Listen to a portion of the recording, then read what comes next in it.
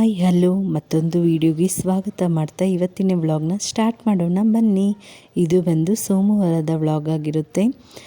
ಬೆಳಗ್ಗೆನೇ ಎದ್ದು ನಾನು ಬಾಗಿಲಲ್ಲಿ ಈ ಥರ ಪುಟ್ಟದಾಗಿ ಒಂದು ರಂಗೋಲಿನ ಹಾಕ್ಕೊಂಡಿದ್ದೀನಿ. ಯಾಕಂದರೆ ಮಳೆ ಬರೋ ಥರ ಇತ್ತು, ಅದಕ್ಕೋಸ್ಕರ ಪುಟ್ಟ ರಂಗೋಲಿನ ಹಾಕ್ಕೊಂಡಿದ್ದೀನಿ. ನಂತರ ಬಾಗಿಲಿಗೆ ಈ ಥರ ಅರಿಶಿನ ಕುಂಕುಮ ಇಟ್ಟು ರಂಗೋಲಿಯಿಂದ ಅಲಂಕಾರ ಮಾಡಿದ್ದೀನಿ.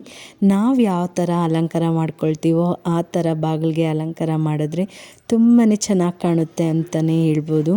ನೀವು ಅರಿಶಿನ ಕುಂಕುಮ ಇಟ್ಟು ನೋಡಿ ಮತ್ತು ಹಿಡ್ದಿರ ನೋಡಿ ಎಷ್ಟು ಡಿಫ್ರೆನ್ಸ್ ನೀವು ಕಾಣ್ತೀರಾ ಅಂತಂದ್ಬಿಟ್ಟು.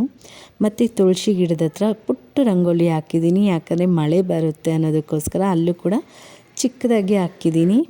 ಈಗ ಪೂಜೆಗೆಲ್ಲ ರೆಡಿ ಮಾಡ್ಕೊಳ್ತಾ ಇದ್ದೀನಿ. ಹಳೆ ಹೂವೆಲ್ಲ ತೆಗಿತಾ ಇದ್ದೀನಿ. ಈಗ ಹಳೆ ಹೂವೆಲ್ಲ ತೆಗೆದು ಹೊಸ ಹೂವು ಒಂದು ಚಿಕ್ಕ ಹಾರ ಕೋಸಿದ್ದೆ, ಅದನ್ನೇ ಹಾಕ್ಕೊಳ್ತೀನಿ ವೆಂಕಟೇಶ್ವರ ಸ್ವಾಮಿಗೆ. ನಾವು ಮಾತ್ರ ರೆಡಿ ಆಗಬೇಕಾ, ದೇವರು ರೆಡಿ ಆಗಬಾರ್ದಾ? ಅದಕ್ಕೋಸ್ಕರ ದೇವ್ರಿಗೂ ಕೂಡ ನಾವು ಯಾವಾಗಲೂ ಪೂಜೆ ಮಾಡಿದ್ರೆ ಚೆನ್ನಾಗಿ ಅಲಂಕಾರ ಮಾಡಬೇಕು. ನನಗಂತೂ ದೇವ್ರಿಗೆ ಎಷ್ಟು ಹೂವು ಇದ್ರೂ ಸಾಲಲ್ಲ ಅಲಂಕಾರ ಮಾಡೋದಕ್ಕೆ.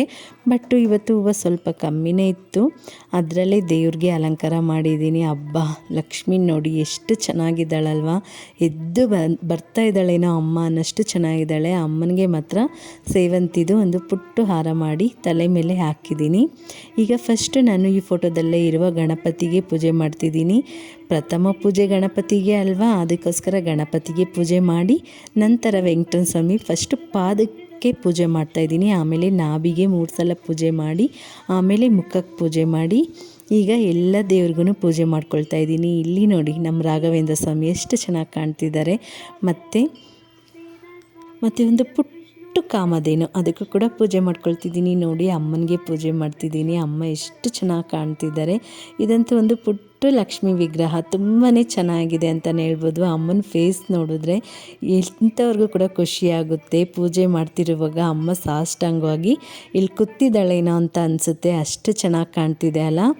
ಆಮೇಲೆ ಧೂಪದಿಂದ ಎಲ್ಲ ಪೂಜೆ ಎಲ್ಲ ಮಾಡಿ ಮನೆಯಲ್ಲಿ ಯಾವಾಗಲೂ ಅಷ್ಟೇ ಈ ಥರ ಸಾಂಬ್ರಾಣಿ ಕಡ್ಡಿ ಅಥವಾ ಧೂಪ ಹೊಗೆ ಹಾಕೋದ್ರಿಂದ ಒಂಥರ ಪಾಸಿಟಿವ್ ಎನರ್ಜಿ ಇರುತ್ತೆ ಮನೆಯಲ್ಲಿ ಅಂತಲೇ ಹೇಳ್ಬೋದು. ನೋಡಿ ನಮ್ಮ ವೆಂಕಟೇಶ್ವರ ಸ್ವಾಮಿ ಎಷ್ಟು ಚೆನ್ನಾಗಿ ಕಾಣ್ತಿದ್ದಾರೆ. ಫೇಸಲ್ಲಿ ಎಷ್ಟು ಕಳೆ ಇದೆ ಅಂತ ನೋಡಿ, ನಗಿತಾ ಇದ್ದಾರೇನೋ ಅಂತ ಅನಿಸುತ್ತೆ. ಇದು ಒಂದು ಭಾನುವಾರದ ವ್ಲಾಗ್. ಭಾನುವಾರ ಅಂದ್ರೇ ಎಲ್ಲರಿಗೂ ಗೊತ್ತು ಫನ್ನಿ ಅಂತ.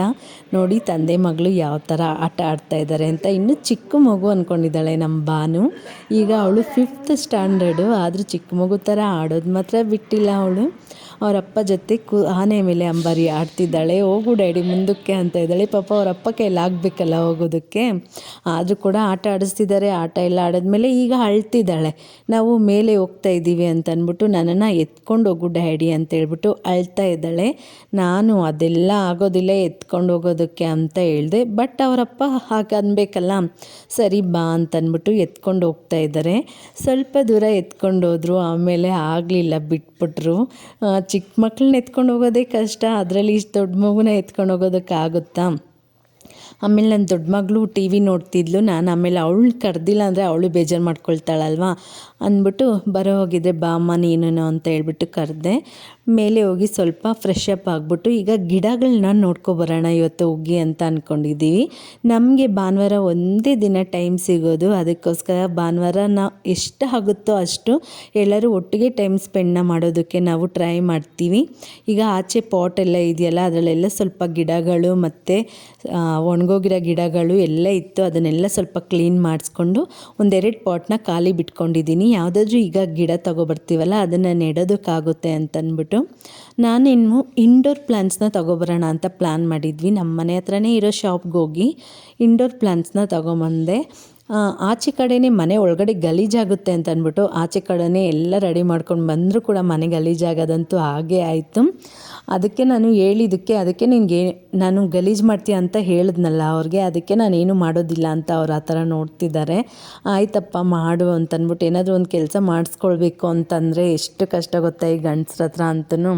ಆಮೇಲೆ ನಾನು ನೋಡಿ ಕೆಳಗಡೆ 2 ಗಿಡ ಮತ್ತು ಇನ್ನು ಮೇಲೆ 2 ಗಿಡ ಮತ್ತು ಟಿ ವಿ ಹತ್ರ ಒಂದು ಗಿಡನ ಇಟ್ಕೊಂಡಿದ್ದೀನಿ.